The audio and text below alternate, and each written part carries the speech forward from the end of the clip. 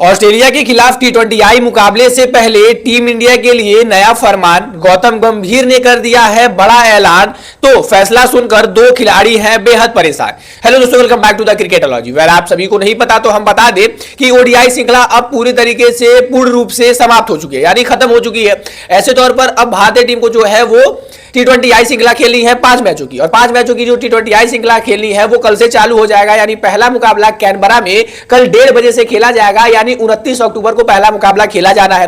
पहले मुकाबले से पहले दो बड़े खिलाड़ियों के ऊपर जो बीसीसीआई ने है वो अब बड़ा फैसला सुनाया है। अगर वो अब परफॉर्मेंस नहीं करते हैं तो उनको टीम से बाहर का रास्ता दिखला दिया जाएगा और यही आखिरी सीरीज उनके लिए बनकर रह जाएगी। जी हां, और कहीं ना कहीं जो टी20 वर्ल्ड कप उनका खेलने का सपना है वो वहां से एक बार फिर से अपनी जो है वो नाकामयाब साबित होगी। दरअसल मामला क्या है, चलिए जानने की कोशिश करते हैं पूरा। अगर देखा जाए जो टी20 वर्ल्ड कप फरवरी और मार्च के महीने में खेला जाना है, और फरवरी और मार्च का महीना अब ज्यादा दूर नहीं है, यानी तकरीबन 3 महीने हमसे दूर है। और 3 महीने में हमको कुल 15 टी20 मुकाबले खेलने, और उन 15 टी20 मुकाबलों में हमें 5 मुकाबले यानी निकाल देना होगा। यानी आप मानो कि 10 टी20 मुकाबले ही खेलने हैं, क्योंकि 5 टी20 मुकाबले तो तब खेले जाते हैं जब टीम बिल्कुल भी अनाउंस हो जाएगी, और तब हमें न्यूजीलैंड के खिलाफ वो सीरीज खेलनी है। और यानी जो फाइनल 15 नाम होंगे उनके लिए वो 5 मुकाबला होगा जो न्यूजीलैंड के खिलाफ खेलने वाले हैं। ऐसे तौर पर इस सीरीज में, यानी ऑस्ट्रेलिया के 5 मुकाबलों की सीरीज में और साउथ अफ्रीका के खिलाफ 5 मुकाबलों की सीरीज में, इन दोनों सीरीज को देखकर ही, परफॉर्मेंस कर बेस पर ही टीम का जो सिलेक्शन है वो हो जाना है, ये गलत नहीं है। और कहीं ना कहीं दो खिलाड़ियों के ऊपर जो टीम इंडिया कोच गौतम गंभीर के सबसे करीबी है, अब उनके ऊपर जो है वो छड़ी जो है वो बिल्कुल भी निशाना साध कर खड़ी है इनको टीम से बाहर निकालने के लिए। दरअसल कौन से है वो खिलाड़ी, चलिए जानते हैं, और कमेंट बॉक्स में तब तक आप लोग अपने फेवरेट प्लेयर का नाम जरूर बता दीजिएगा। और यहां तक आ गए तो यार वीडियो को लाइक करके चैनल को भी सब्सक्राइब कर ही दीजिएगा। सबसे पहले एशिया कप में देखा जाए तो टीम इंडिया ने डोमिनेट किया था और बिना एक भी मुकाबला गवाए टीम इंडिया ने वो जो एशिया कप के जो ट्रॉफी जीती वो जीती थी। ऐसे तौर पर वो अलग बात है कि हमने ट्रॉफी जीत कर भी नहीं जीत पाए थे, लेकिन हम ट्रॉफी जीते जरूर थे।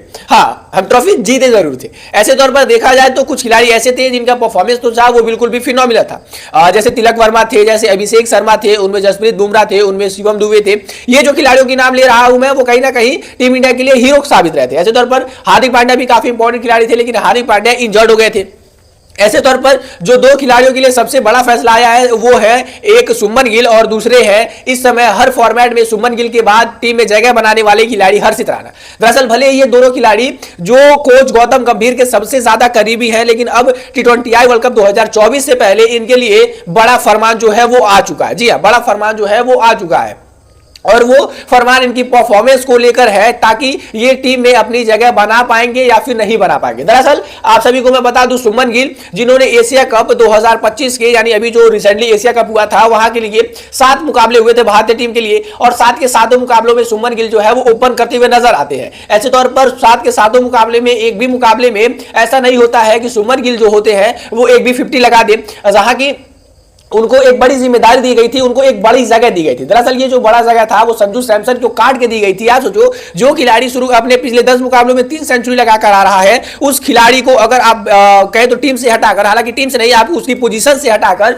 पोजीशन से बदलकर अगर आप किसी खिलाड़ी को ला रहे हो तो उसी के एक्सपेक्टेड जितना करोगे ना कि भाई वो भी इतना ही परफॉर्मेंस करेगा। लेकिन सुमन गिल ने 7 मुकाबले खेले और खेले गए 7 मुकाबलों में सुमन गिल के नाम 128 रन है, और अगर आप एवरेज मिलाओगे ऑन एवरेज जिन्होंने 16-17 के एवरेज से रन बनाया है, और स्ट्राइक रेट की तो बात ही छोड़ दो, समथिंग 129-130 का स्ट्राइक रेट था। मतलब इस परफॉर्मेंस के साथ आप बताओ कि आप कैसे जो टी20 वर्ल्ड कप खेल पाओगे। साल 2024 जब इससे पिछला ये एडिशन खेला गया था, मैं आपको बता दूं सुमन गिल एज अ टी20 प्लेयर भी टीम में नहीं थे, और अब 2 सालों के अंदर अंदर ही उनको एज अ टी20 का वाइस कप्तान जो है वो टीम में शामिल करवाया गया है। ऐसे तौर पर सुमन गिल की परफॉर्मेंस टी20 आईपीएल में अगर आप देखेंगे, आईपीएल में टी20 में, तो उनकी परफॉर्मेंस लाजवाब है, लेकिन कहीं ना कहीं अभी तक जो सुमन गिल है उनका जो बेस्ट पोटेंशियल है अगर मैं कहूं तो वो आना अभी बाकी है। भारतीय टीम के लिए अभी उन्होंने टी20 में ऐसी कुछ चीजें जो अचीव नहीं की है। आप ओडीआई में मानोगे तो उन्होंने फिनोमिनल उनका करियर रहा है और उन्होंने कई सारे रिकॉर्ड ऑलरेडी तोड़ दिए हैं। आप टेस्ट में मानोगे तो कप्तान बना दिए जाने के बाद वो भी एक अलग फॉर्म में है, लेकिन टी20 में आप भी मेरी बात मानोगे कि सुमन गिल की जो परफॉर्मेंस है वो काफी ज्यादा डाउन रही है। दूसरे खिलाड़ी है हर्षित राणा। हर्षित राणा जो इस समय हर प्लेइंग 11 में अपनी जगह कहीं ना कहीं से बना ही लेते हैं। हालांकि वो खिलाड़ी परफॉर्मेंस भी करता है, लेकिन अगर किसी से पूछ लिया जाए कि किस परफॉर्मेंस के बेस पर आपको जगह मिली है, मतलब एक ऐसा खिलाड़ी हर्षित राणा जिन्होंने समथिंग 10 मुकाबले भी फर्स्ट क्लास के नहीं खेले। जी हाँ, 10 मुकाबले भी रणजी ट्रॉफी के नहीं खेले हैं, लेकिन वो अब भारतीय टीम के हर फॉर्मेट का हिस्सा है, तो क्वेश्चन तो बनता ही है।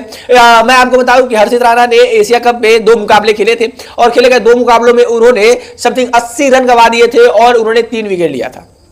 जी हाँ, और उन्होंने जहां पर एक बॉलर का 4 ओवर का कोटा है होता है, तो उन्होंने अपना कोटा भी नहीं पूरा किया। 2 मुकाबलों में जहां पर उनको 8 ओवर की गेंदबाजी करानी चाहिए, लेकिन उन्होंने 7 ओवर ही गेंदबाजी कराई, समथिंग 80 रन दिए। यानी आप सोचो कि उनके जो इकोनॉमी था वो 10 के ऊपर के था, तकरीबन 11 साढ़े 11 था। मतलब अपने आप में बताता है कि यार टीम इंडिया इस तरीके से आखिर कैसे चल पाएगी जब 2 खिलाड़ी ऐसे हैं जिनको केवल नाम के बेस पर, और ना ही परफॉर्मेंस है ना ही कुछ है, केवल नाम के बेस पर उनको सेलेक्ट किया जा रहा है। तो कहीं ना कहीं ये दिक्कतें पैदा करने वाली चीज तो है ही।